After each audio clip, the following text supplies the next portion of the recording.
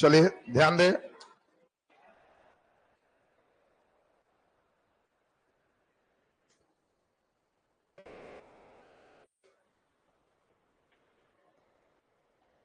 चलिए आज का क्लास हम लोग सुनेंगे।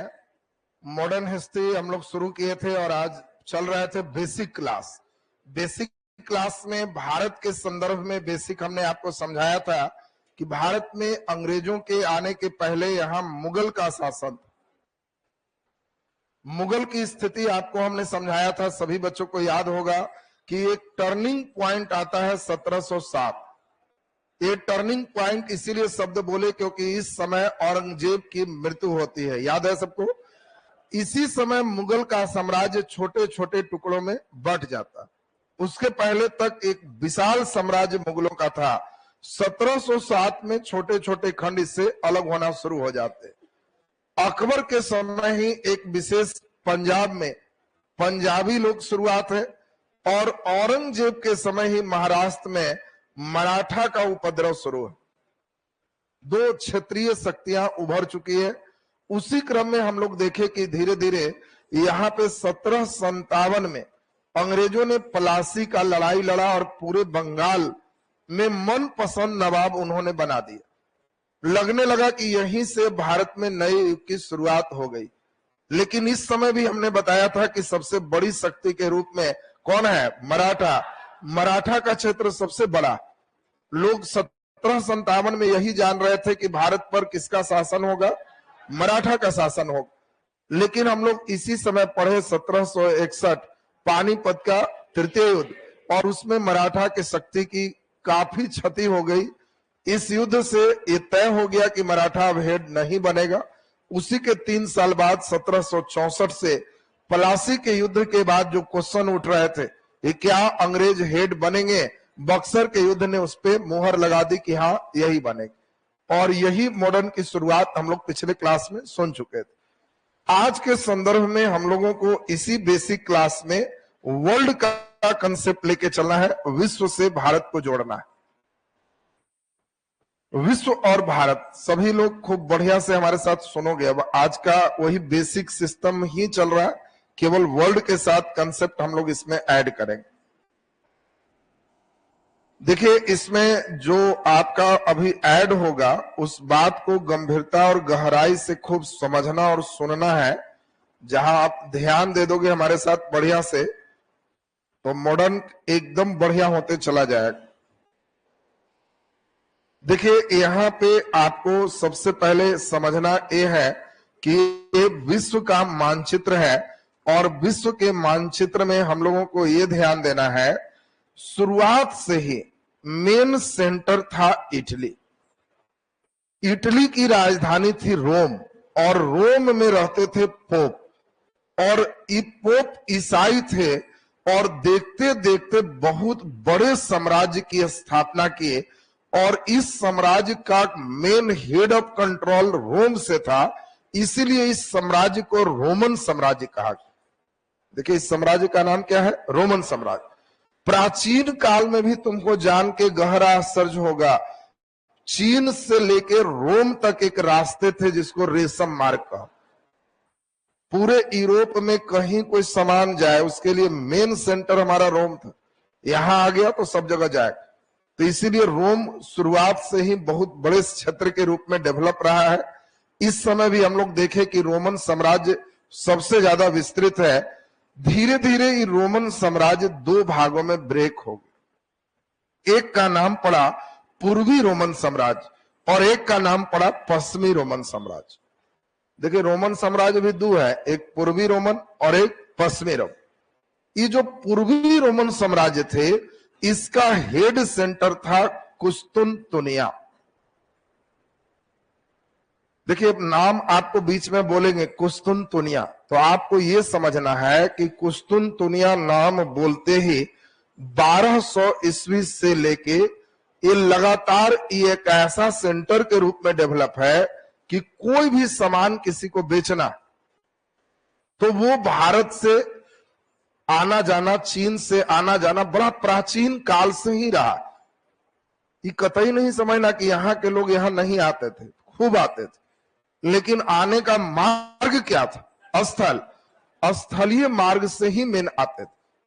लेकिन इस समय अगर हम बात करें तो यहां का कोई भी आदमी यहां नहीं गया था, जानते भी नहीं थे कि इधर कोई रहता है, ना कोई बिजनेस चल रहा था। कारण इतना ही बड़ा बोर्ड में हमने धरती खत्म कर दिया है, तो सोच लो इतना बड़ा में कितना बड़ा धरती हो, और इतनी लंबी दूरी तक कोई जा नहीं पाए थे उस जमाने में। तो इन लोगों को इनके बारे में कुछ नहीं मालूम, लेकिन इन लोगों को इनके बारे में मालूम है, इनके बारे में मालूम है। भारत शुरुआत से ही सबसे मेन सेंटर इसका रहा मसाला। देखो, ईश्वर ने बड़ा रिवर्स सिस्टम दिया। आपने पढ़ा शुरुआत से ही, एनसीईआरटी में आपने नाम सुना होगा कि शुरुआत में लोग सिर्फ ब्रेड के भरोसे ज्यादा थे। उस समय मांस, मछली, अंडा बहुत टॉप था, बहुत महंगा चीज था। धीरे धीरे जब फ्रिज का खोज हुआ तब आपने देखा कि फ्रीजर से इधर से उधर जाने लगा तो सस्ते हो।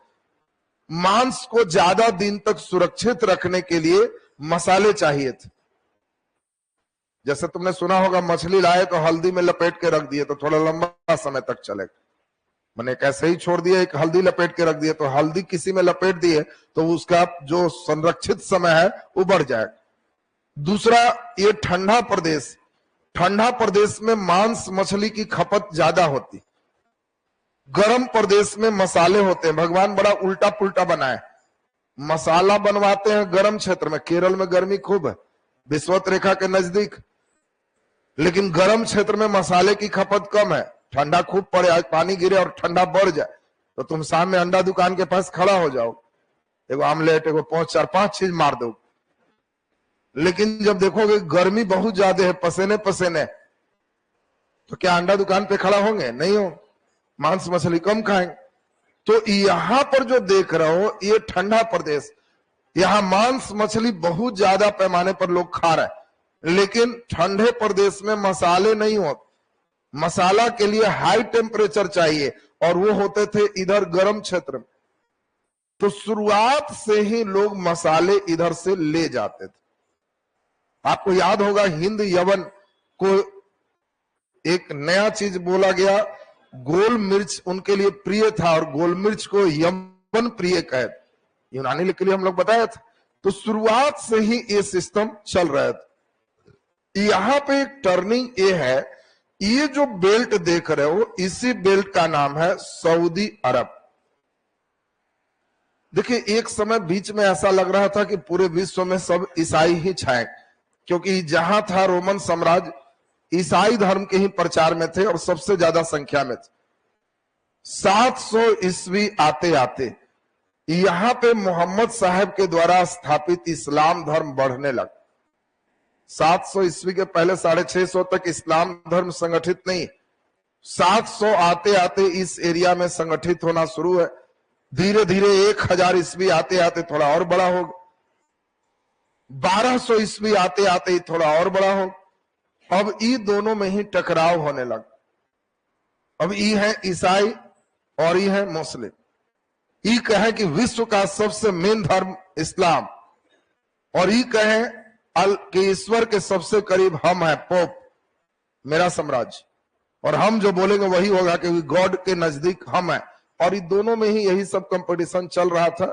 इंडिया साइड से चुपचाप देख रहा है, ये भी ज्यादा कुछ नहीं कर रहा। लेकिन उसी बीच एक सबसे बड़ा टर्निंग पॉइंट है, उसी को समझना है।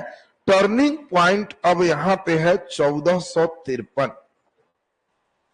एक सबसे बड़ा टर्निंग ये है कि महज 750 साल में इस्लाम इतने मजबूत हो गए कि इन्होंने 1453 में यहां ऑटोमन तुर्क ने तुर्क साम्राज्य का जो स्थापना किया, इन्होंने कुस्तुनतुनिया पर ही हमला कर दिया। अब कुस्तुनतुनिया का हमला का मतलब समझो कि 1453 में जो लड़ाई है वो मुस्लिम वर्सेस ईसाई, और इस लड़ाई में 1453 में कुस्तुनतुनिया का पतन हो गया। इनके पूरे क्षेत्र पर मुस्लिम आक्रमणकारी ऑटोमन तुर्क जो देख रहे हो, तुर्क साम्राज्य का कब्जा हो गया। और ये देखिए, ये पूरा बेल्ट जो है वो इस्लाम का हो गया, मुस्लिम का हो गया। कुस्तुनतुनिया के भी जो लोग थे, ये मेन सेंटर था, यहाँ कई कॉलेज थे, कई बच्चे पढ़ रहे थे, कई टीचर थे, सब जान बचा बचा के इटली भाग। इटली में उन लोग गए तो बेचारे किताब उताब निकाले, तो इन लोगों ने कहा कि सोचिए तो पहले हम लोग कितना बढ़िया थे, बीच में हम लोग चुपचाप पोप की बात मान रहे। इन्होंने फिर से नया चीज जागृत किया कि हम लोग फिर से जगे, और यही 1453 के बाद इटली में पुनर्जागरण की शुरुआत हुई। देखो, पुनर्जागरण अगर हम यूरोप के संदर्भ में कहेंगे तो आपको समझना है कि यह पुनर्जागरण 1453 के बाद मतलब 15वीं शताब्दी में। वही भारत में पुनर्जागरण की हम बात करेंगे। भारत अभी सोया हुआ है, और भारत में पुनर्जागरण की बात करेंगे तो तुम जानते हो राजा राम मोहन राय सती प्रथा को अंत कराए किस समय? अब 1800 कुछ बोल रहे हो तो कैवीं शताब्दी? 19वीं शताब्दी है। दोनों में देखो फर्क कितना। यूरोप 15वीं शताब्दी में ही जग चुका है, जबकि भारत 19वीं शताब्दी में जग रहा है। 400 साल बाद हम लोग से 400 ईयर आगे हो गया। हम लोग फिर वही करेंगे, लेकिन हम लोग 400 साल बाद करेंगे। इन दोनों में अंतर भी है। धीरे धीरे आपको क्वेश्चन गहराई का देगा कि भारत के पुनर्जागरण यूरोप के पुनर्जागरण से कैसे भिन्न था। चॉइस दे तो जो लड़के यहाँ के कंसेप्ट को नहीं समझ रहे हो तो उस समय भारत के पुनर्जागरण में कुछ जोड़ ही नहीं पाओ। पुनर्जागरण की शुरुआत विश्व में सबसे पहले कहां हो? इटली में। यूरोप में भी कहां? इटली में। क्यों इटली में हुई? कुस्तुनतुनिया के सारे विद्वान लोग रोमन साम्राज्य में वापस आए। उन्होंने जब पुस्तक निकाला तो इस समय क्या था? मध्यकाल जो अभी पढ़ रहे हो, इस मध्यकाल को ही हम लोग डार्क एज कहते हैं, अंधकार का युग कहते हैं, चाहे वो भारत हो चाहे जहां हो। और इसमें सबसे बड़ा धर्म का नियंत्रण। मध्यकाल में हर चीज के सबसे ऊपर धर्म थे। आज वाली बात नहीं सोचो, उस समय जो अभी 1400 लिख रहे हैं, 1200-1400 के पेज में हर धर्म टाइट। भारत में तो 1800 जो अभी देख रहे हो, यहां तक कोई लड़का कह दे कि हम पूजा नहीं करेंगे, भगवान नहीं होते, तो बाबूजी घर से भगा देंगे कि कैसा जन्म मेरे खानदान में लिया, ये भगवाने के नहीं है तो मेरा क्या होगा। बात समझो, ये नहीं है कि तुम भगवान नहीं होते हैं, पूजा नहीं बोलोगे तो घरे रख ले। आज एकदम सिंपल हो चुका है, कहीं धर्म का नियंत्रण नहीं। तुम घर में कहोगे भगवान नहीं होते हैं, पूजा नहीं करते, अच्छा ठीक है चलो खाओ चुपचाप रहो शांति से, भगाया नहीं जाए। इंडिया में ये हालत था कि कहा गया था कि जहां दूब घास नहीं होते हैं वहां नहीं जाना चाहिए, वहां जाने से धर्म की नाश होती। और दूब घास हमेशा गर्म क्षेत्र में होते। ठेठ में एक ही चीज कहा गया कि समुद्र पार नहीं जाना, वहां जाओगे तो धर्म नाश हो जाएगा। इंग्लैंड नहीं जाना। और कई इंग्लैंड यहां पे ट्रेनिंग देने के लिए सेना को इंग्लैंड ले गए। घर वाले मना कर रहे हैं मत जाओ, धर्म नाश हो जाएगा, लेकिन उसने कहा कि जाना जरूरी है, ट्रेनिंग है, चला गया। लोग जाने दिए तो मतलब मन से चले गए। 6 महीना बाद ट्रेनिंग लेके अपने ही घर में लौट रहे हैं। उनकी पत्नी ही दरवाजा खोल रही है और देख के कह रही है कि आप समुद्र पार चले गए, अब हिंदू नहीं है, दरवाजा बंद। पहले धर्म है तब संबंध है, इतना टाइट है। राजा राम मोहन राय बचपन में कहे भगवान नहीं होते मूर्तियों में, बाबूजी घर से भगा दिए कि ऐसा नालायक बेटा जन्म ले लिया खानदान में, हमको भी नरक ले जाएगा साथ। सोच लीजिए इस समय धर्म क्या है समझो। मुस्लिम धर्म भी सेम कंडीशन है। इस समय मजाल नहीं, अभी तो मुस्लिम लड़के भी है बिना फेस टोपी के पढ़ ले। उस समय एकदम फेस टोपी, कुर्ता पजामा, फुल पैंट शर्ट पहनेगा, कुर्ता पजामा, दाढ़ी बड़ी रहनी चाहिए, मूछें लटकनी नहीं चाहिए। मूछ तुम्हारा साइड खत्म होना चाहिए, बाकी दाढ़ी लटके ठीक है, फेस टोपी हमेशा, और कुर्ता पजामा में ही रहना है। 5 वक्त का नमाज। कोई कह दिया कि हमको छुट्टी नहीं मिल रहा है, घर से भगा दिया जाएगा। दाढ़ी नहीं होगा तो बेचारा अगर नहीं है तो थोड़े बढ़ा लेना है जबरदस्ती, नहीं दाढ़ी है तो जबरदस्ती नहीं लगा के चलना है। तो अब ध्यान दीजिए, तो अब इस कंडीशन पे अब आप ये समझ रहे हो कि इस समय कितने धर्म का नियंत्रण है, इसको समझो। पढ़ाई लिखाई इतने बेजोड़ थे कि तुम कल्पना नहीं कर सकते हो। ऐसे थोड़े पढ़ाई था इस समय, जो भी पढ़ना था गुरुकुल टीचर के पास रह के पढ़ी, और वो भी पढ़ाई धार्मिक पढ़ाई थी। धार्मिक माने हिंदू है तो पूरा माथा छिलवाओ, बड़ा सा चौड़ा टीक रखो, एकदम लगे कि एल्टीना धरेगा इसका, और रामायण और महाभारत एकदम याद करो, बाकी कुछ नहीं। मुस्लिम है तो एकदम सीधे हाफिज होना है, कुरान की एक एक आयतें रट जानी, बस हाफिज हो गए, पढ़ाई हो गई। अंग्रेज आया तो बेचारा पूछ के दंग था, विच सब्जेक्ट, कौन सब्जेक्ट का किताब? भारतीय कहा विषय, ये सब क्या है? अरे साइंस है, मैथ है, सोशल साइंस है, कौन विषय? कहा सब है इसमें टोटल। ये रामायण साधारण किताब समझो ही नहीं, इसमें सब विषय।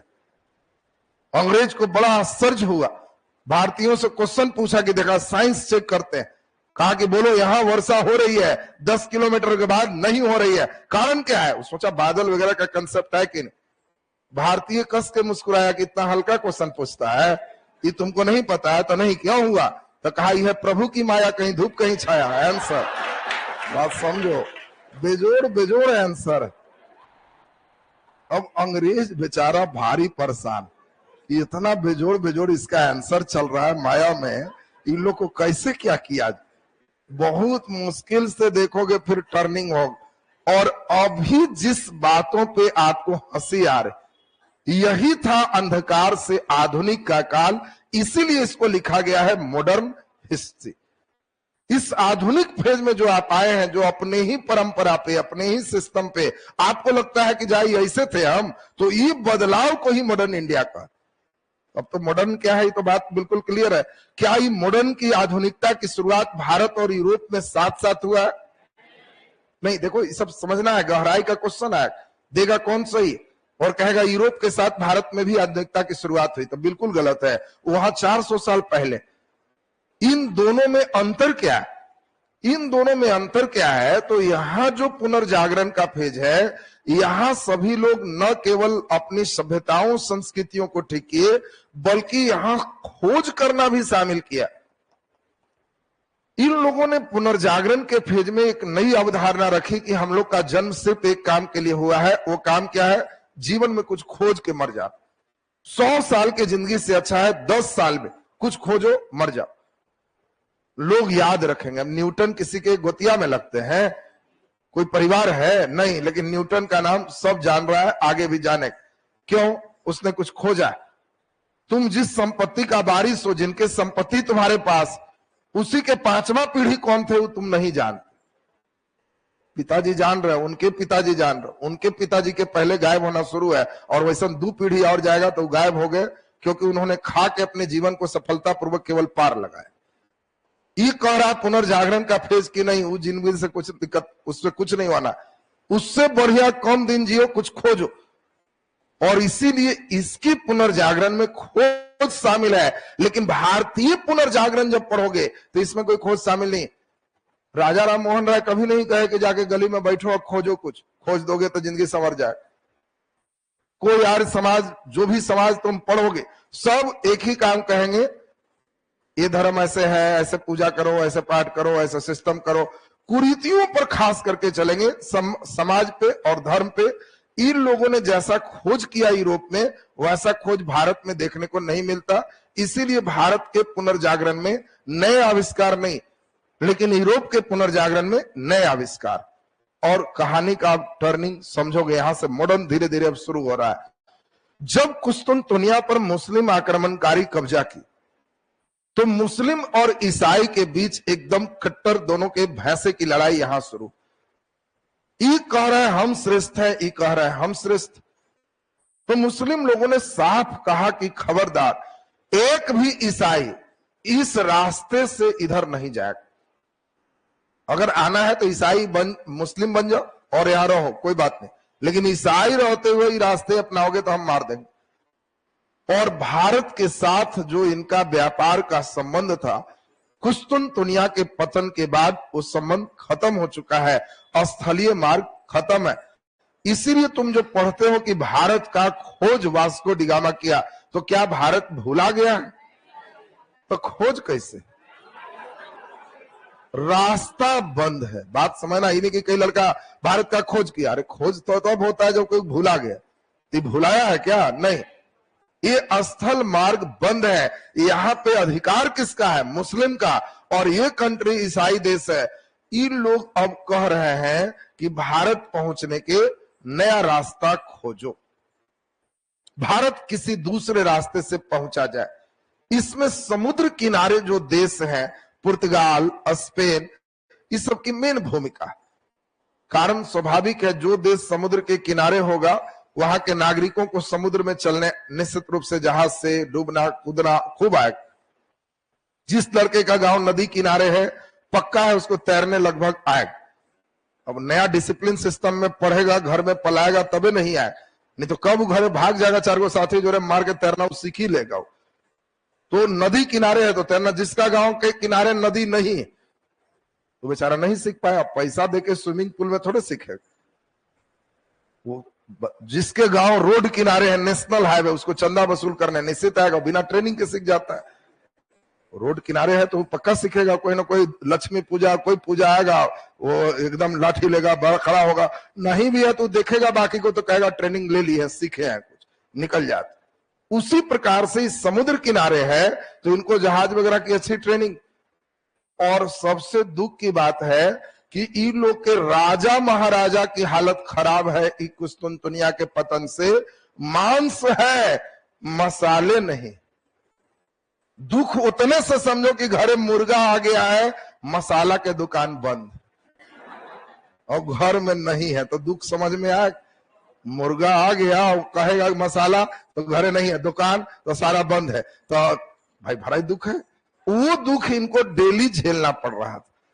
इसीलिए यहाँ के जो राजा थे, हेनरी द नेविगेटर, अनाउंस किए कि बहुत बड़ा इनाम देंगे, इंडिया का कोई रास्ता खोज। इसाबेल, इन्होंने भी कहा कि जो खोजेगा पूरा इनाम देंगे। अब इस सब के इनाम को सुन के कई व्यक्ति उत्साहित हैं कि चलो खोजते हैं। 1453 के बाद काफी समय बीत गया। 1486 की बात सुनते जाएगा बढ़िया से। पुर्तगाल का एक नाविक है, चूंकि पुर्तगाल सबसे किनारे था, ये व्यक्ति जो है चल दिया इंडिया का रास्ता खोजने। यहां से आज तक कोई इंडिया इधर से नहीं पहुंचा था, ये हमारा इंडिया था। इस रास्ते से कोई नहीं आया था कि हम लोग देखें, रास्ता सब ये जानते थे। काफी लंबे समय तक, लगभग 2.5-3 महीना तक यात्रा की और 1486 में यहां तक पहुंचा। इसको केप ऑफ गुड होप, आशा अंतरीप कहते। 3 महीना के यात्रा के बाद जब यहां आया, थक गया, देखा इंडिया नहीं है। थोड़े जानता था कि ऐसे जाएंगे तो इंडिया मिलेगा। इतना दिन तक चल के यहां पहुंचा और फिर ऊपर चला गया और ऊपर जाकर के सबसे कहा कि नीचे तो इंडिया नहीं है, कंफर्म है। 3-3 महीना हम चल के देख चुके। सब लोग समझ गए कि नीचे इंडिया नहीं है। इसी समय बहुत इंपॉर्टेंट स्पेन का एक व्यक्ति है कोलंबस। जब वो समझ गया कि इंडिया नीचे नहीं है तो वो कहा कि तो इंडिया उधर होगा, हम उधर चेक कर लेते हैं। देखो इंडिया है यहां और वो चेक करने जा रहा है उधर। कोलंबस के बारे में 2 अच्छा प्रश्न है। कोलंबस का जन्म किस देश में हो? जल्दी बोलिए। तो इटली सही आंसर है, इसीलिए पूछता है। कोलंबस का जन्म पूछेगा तो इटली। लेकिन उस समय एक देश के लोग जन्म लेके कहीं दूसरे देश में चले जाते थे, तो एज ए स्पेन के राजा की तरफ से खोजने गया है, निवासी स्पेन का बनाओ। देखो कोलंबस स्पेन का है, लेकिन अगर क्वेश्चन में जन्म दे देगा तो आंसर इटली होगा, स्पेन नहीं मार। अब इंपॉर्टेंट सुनेंगे। तो कोलंबस स्पेन से चल दिया, राजा स्वयं झंडी दिखाए। कोलंबस ने भी कहा कि हम इंडिया खोज के रहेंगे। पूरे साथियों की टीम से जहाज लेके चल दिया। साहसिक यात्रा 1 महीना 2 महीना जा रहा है तो जा रहा। समुद्र इतने बड़े होते हैं कि एक ही लाइन से अंदाज लगा लो कि जहाज पर से अगर कोई चिड़िया उड़ती है तो फिर उसी जहाज पे आ जाती है, क्योंकि वहां कोई और छोर पता नहीं चलता। तो सोच लीजिए कितना बड़ा समुद्र। और इस समुद्र में 2 महीना की यात्रा के बाद कुछ पता नहीं, साथी बीमार पड़ गया, डॉक्टर नहीं, तबीयत ज्यादा खराब हो गया, मर गया, रोते हुए समुद्र में फेंकना है, कुछ उपाय नहीं। दूसरा साथी भी कुछ दिनों में मर गया, फिर फेंक दीजिए।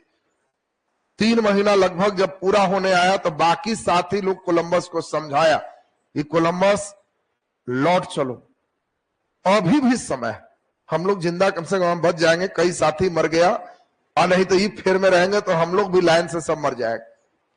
कोलंबस कह रहा है कि इधर ही मर जाएंगे, वो कबूल है, लेकिन क्या जाके मुंह दिखाएंगे राजा को, हम जाएंगे नहीं।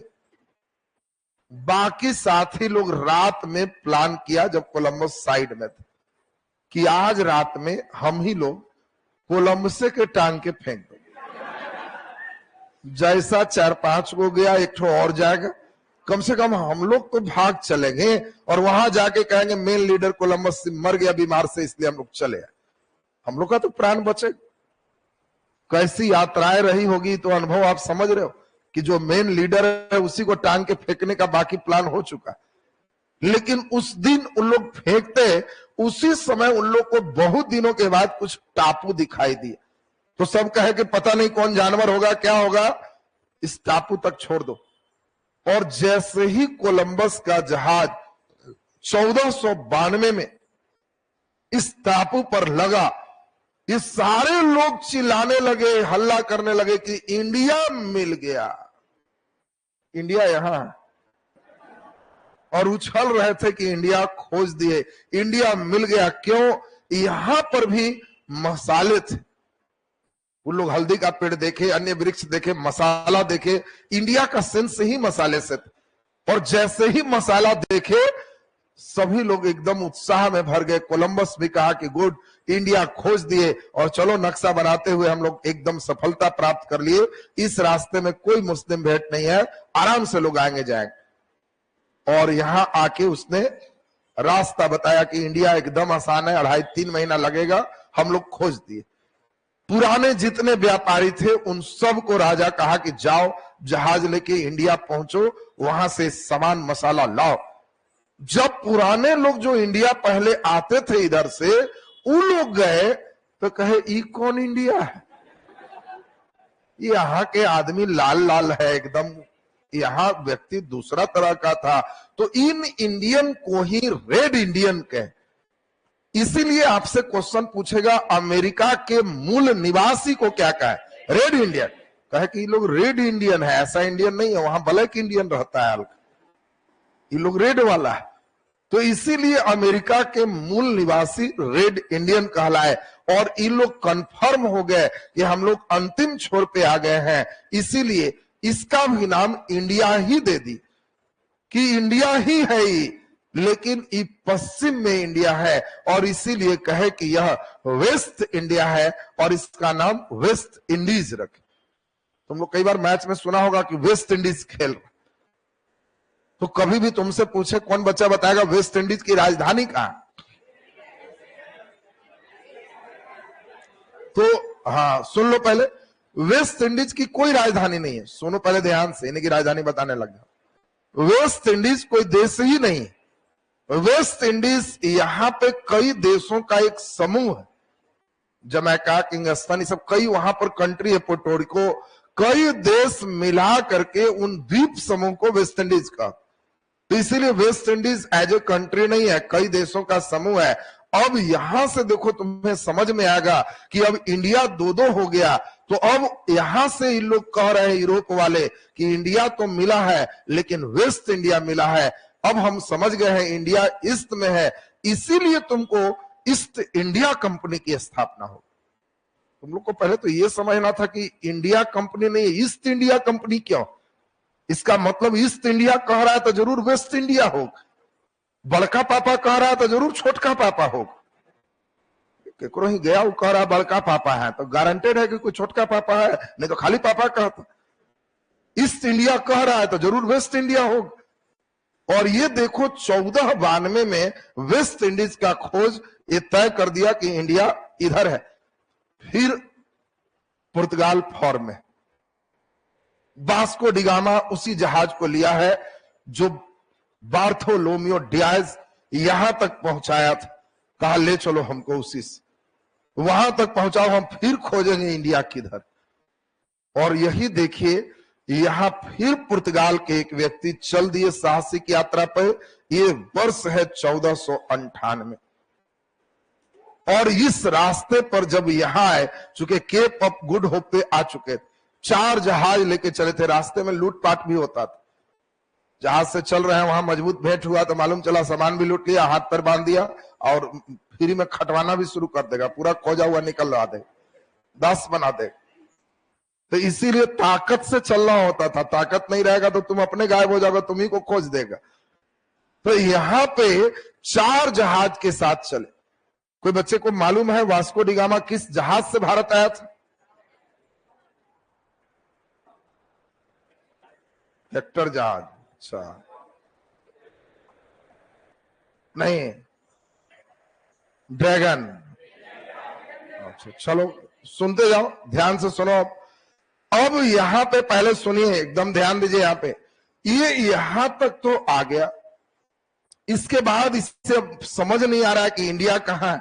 तो यहां से ये नहीं समझना कि डायरेक्ट चल दिया, यहां से ये ऊपर की ओर गया, दक्षिण अफ्रीका, फिर ऊपर, फिर ऊपर। जिस समय दक्षिण अफ्रीका में गया है, उस समय क्रिसमस का पर्व आ गया था। चूंकि ये तो ईसाई थे सब, क्रिसमस का पर्व लोग बड़ा अच्छा से मनाते थे। और क्रिसमस को ही यहाँ के इस भाषा में नटाल कहते थे। इसीलिए इस जगह पर जहां Vasco D gamma south Africa में आया, उस जगह का नाम नटाल है। नटाल शब्द क्यों बोल रहे हैं? क्योंकि आगे फिर गांधी जब दक्षिण अफ्रीका जाए तो वहां नटाल कांग्रेस की स्थापना हो, वहां नटाल में वो रहेंगे। अब जैसे ही हम नटाल बोलेंगे तो कहना कि जी सब समझ गए हैं, ये नटाल वास्को डी गामा से ही रिलेटेड वर्ड है। नटाल का अर्थ क्या होता है? क्रिसमस। तुमको दे देगा, गांधी ने दक्षिण अफ्रीका में नटाल कांग्रेस की स्थापना की। नटाल का अर्थ क्या है?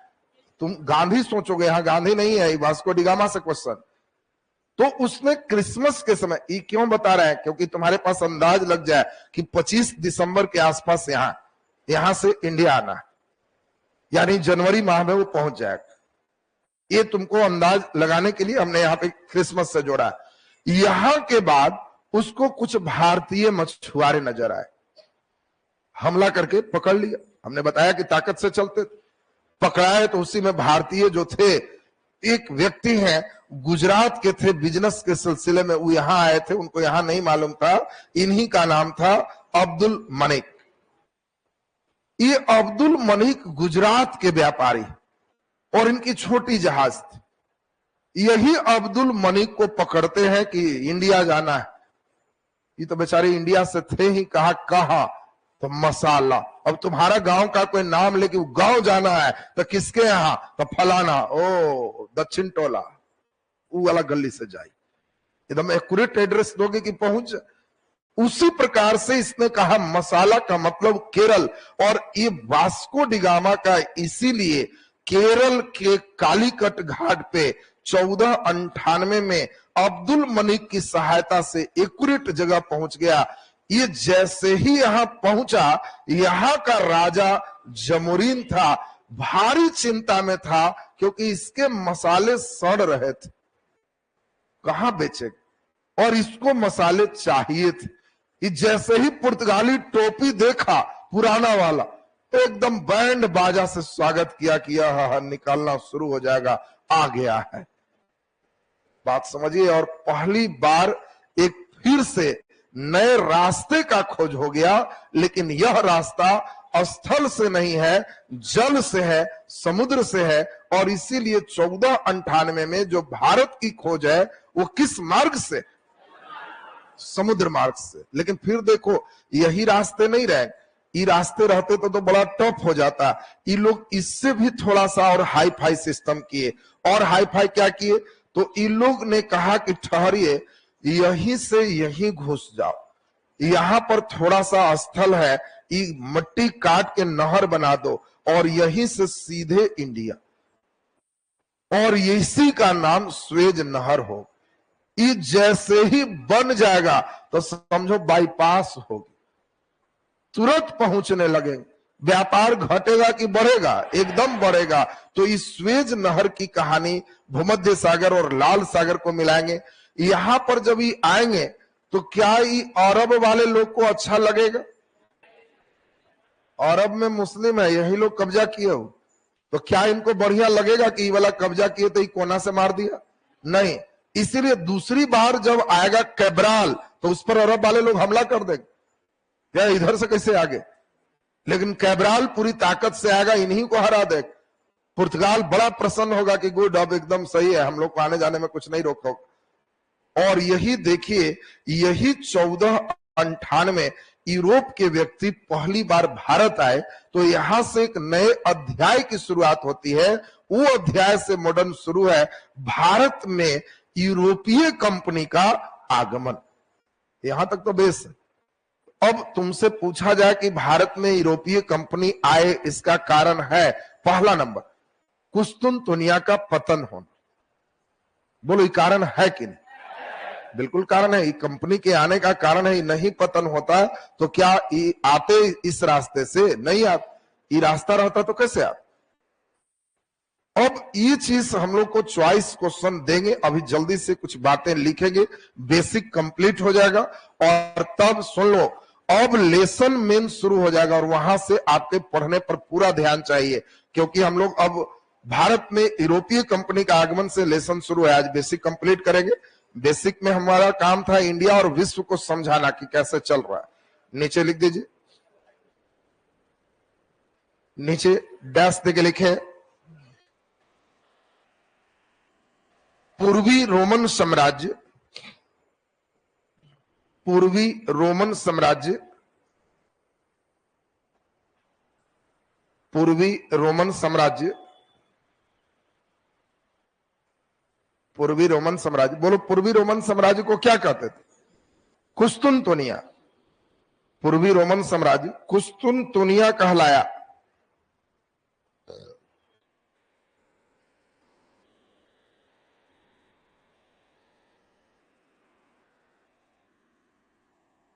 पूर्वी रोमन साम्राज्य कुस्तुनतुनिया कहलाया।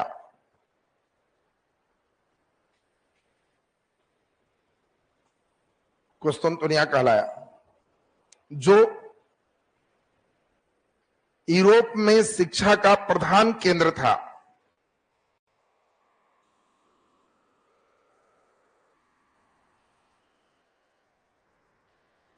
जो यूरोप में शिक्षा का प्रधान केंद्र था।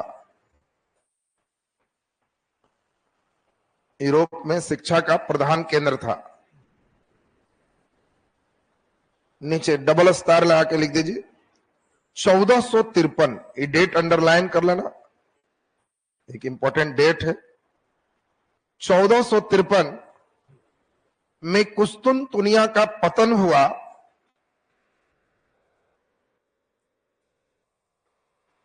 कुस्तुनतुनिया का पतन हुआ।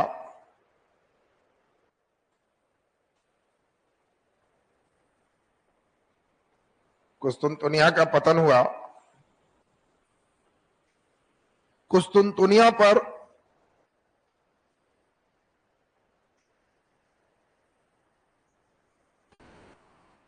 तुर्क मुस्लिम साम्राज्य का अधिकार हुआ।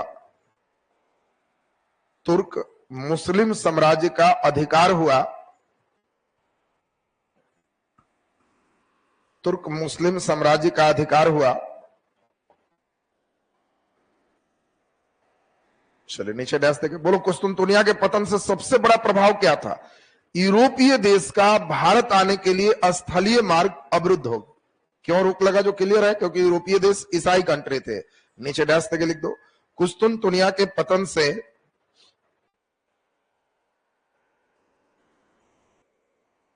कुस्तुनतुनिया के पतन से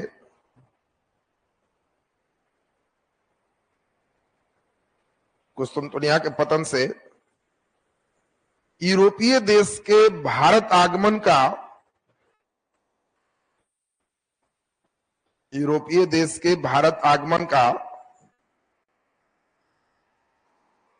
यूरोपीय देश के भारत आगमन का स्थलीय मार्ग अवरुद्ध हो गया।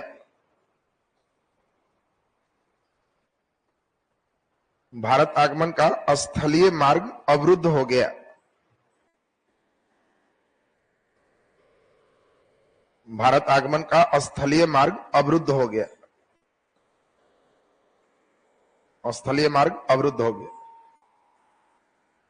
नीचे डैश देंगे।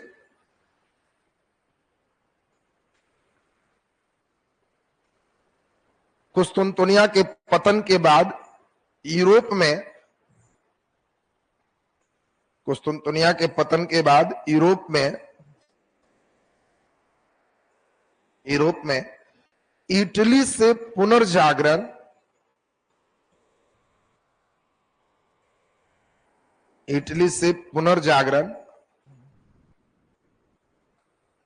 पुनर्जागरण की शुरुआत हुई। पूछा जाएगा कि यूरोप में पुनर्जागरण, तो ध्यान रखना है 15वीं शताब्दी। शुरू कहां से है? इटली से पुनर्जागरण की शुरुआत हुई,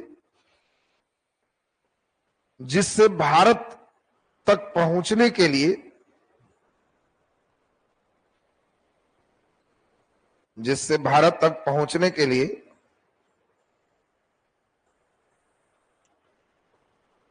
भारत तक पहुंचने के लिए नए समुद्री मार्ग के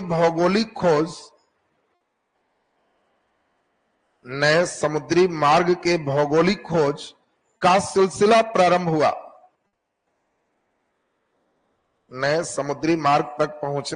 समुद्री मार्ग से भौगोलिक खोज का सिलसिला प्रारंभ हुआ।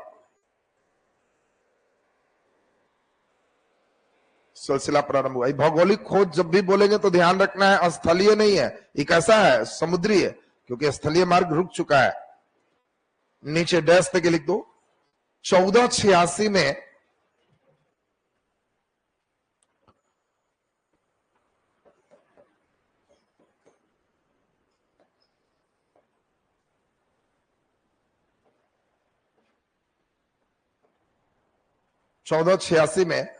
पुर्तगाल के Bartolomeu Diaz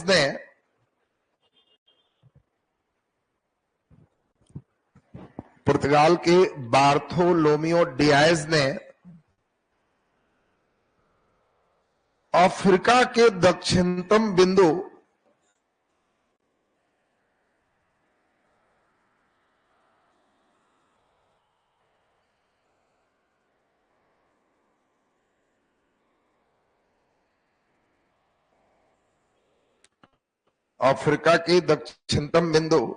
cap of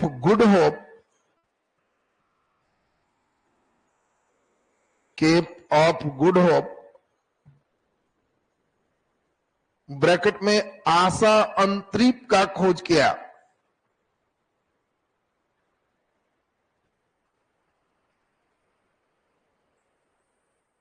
cap of Good Hope bracket में आशा अंतरीप का खोज किया।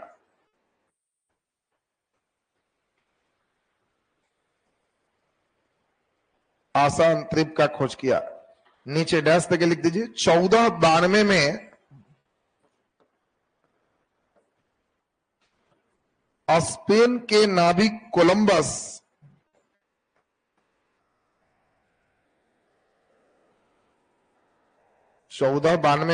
स्पेन के नाविक कोलंबस ने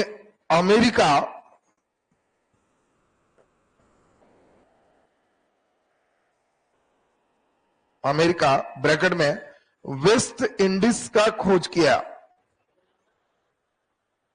कोलंबस ने अमेरिका ब्रैकेट में वेस्ट इंडीज का खोज किया। नीचे डैश देके स्टार लगा दो। कोलंबस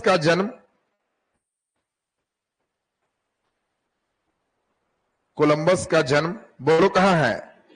इटली में है। स्पेन में रह गया, वहां के राजा के तरफ से गया, इसलिए स्पेनिश नाविक यहां पे लिखा गया। नीचे डैश देके लिख दीजिए। लिखे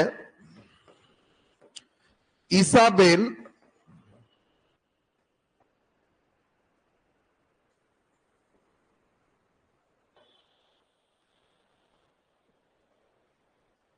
इसाबेल और हेनरी द नेविगेटर ने, ये लोग राजा और रानी हैं, इसाबेल और हेनरी द नेविगेटर ने भौगोलिक खोज को बढ़ावा दिया। यही लोग मेन प्रेरित कर रहे थे, पुरस्कार प्राइज। इसाबेल एक स्पेन के हैं और एक पुर्तगाल के हैं। इसाबेल और हेनरी द नेविगेटर ने भौगोलिक खोज को प्रोत्साहित किया, भौगोलिक खोज को प्रोत्साहित किया। चलिए नीचे डबल स्टार लगा के लिख दीजिए। 1498 में 1498 में पुर्तगाली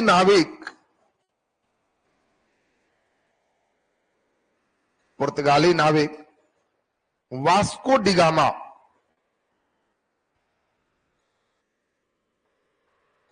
डिगामा समुद्री मार्ग से भारत का खोज किया, समुद्री मार्ग से भारत का खोज किया, समुद्री मार्ग से भारत का खोज किया। चलिए अब यहां से अब लेसन चेंज हो जाएगा, जहां डिटेल चलेंगे, जमोरीन और तमाम चीज सब चलेगा। तो अगला लेसन शुरू हो जाएगा नेक्स्ट डे। कल हमने बताया है, फिर से सुन लो, कल अगर करंट अफेयर रखेंगे तो करंट अफेयर में चूंकि थोड़ा सब नए डाटा हमें भी मेहनत करना पड़ जाता है, तो इसीलिए कल उस कंडीशन में 3 घंटा आप रहोगे यूट्यूब पे, फिर करंट को एक बार रिवीजन कर लोगे। तो सुबह रूटीन देख लेना, अगर करंट का फेज नहीं रहा तो जैसे चल रहा है फिर ऐसे ही चलते रहेगा। इधर प्रतिदिन क्लास जैसे इस रूटीन में आज चल रहा है, इसी रूटीन के अनुसार से लंबा चलते रहेगा। तो इसलिए अभी लगातार हमारा ही क्लास होगा। कल अगर करंट रहा तो केवल केमिस्ट्री डालेंगे, फिर शाम में मेरा 3 घंटा क्लास होगा। और करंट अफेयर नहीं रहा तो फिर जैसे आ जाए वैसे ही है। अगर कल करंट है तो परसों से सेम रूटीन है, सुबह टेलीग्राम में उसको देख लीजिएगा।